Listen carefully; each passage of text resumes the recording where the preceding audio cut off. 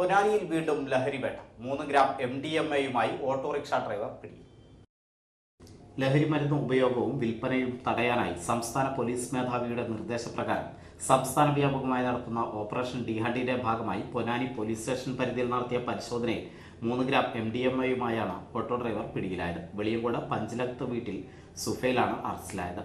വിൽപ്പനക്കായി ചെറുപാക്കുകളാക്കി ഓട്ടോറിക്ഷയിൽ ചുറ്റിക്കറങ്ങിയാണ് വിൽപ്പന നടത്തുന്നത്. പ്രതിയുടെ ഓട്ടോറിക്ഷയും പോലീസ് കസ്റ്റഡിയിലെടുത്തു.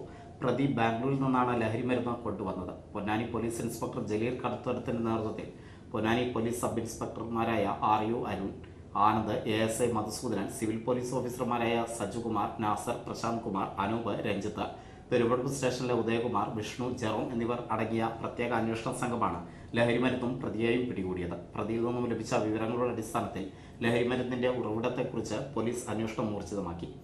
കോടതിയിൽ ഹാജരാക്കിയ പ്രതിയെ തവനൂർ സെൻട്രൽ ജയിലിൽ റിമാൻഡ് ചെയ്തു. അവളുടെ മിഴികളിൽ നിറയെ സ്വപ്നങ്ങളുടെ തിളക്കമായിരുന്നു. അവളിൽ ഒരു മഞ്ഞുതുള്ളിയുടെ സ്പർശം അതിനുണ്ടായിരുന്നു.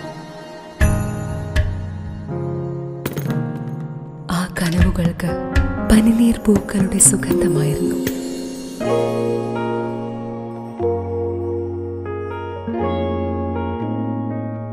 ആയിരം പൂർണ്ണചന്ദ്രന്റെ തിളക്കമായിരുന്നു അതിന്. അവളുടെ ഇഷ്ടം അവൾ കണ്ടെത്തി. ഏഷ്യൻ ഗോൾഡ് ആൻഡ് ഡയമണ്ട്സ്, ഇവിടെ തുടങ്ങുന്നു ഒരു നല്ല ബന്ധം. അമാന മോൾ, എടപ്പാൾ, മെയിൻ റോഡ്, കൂറ്റനാട്.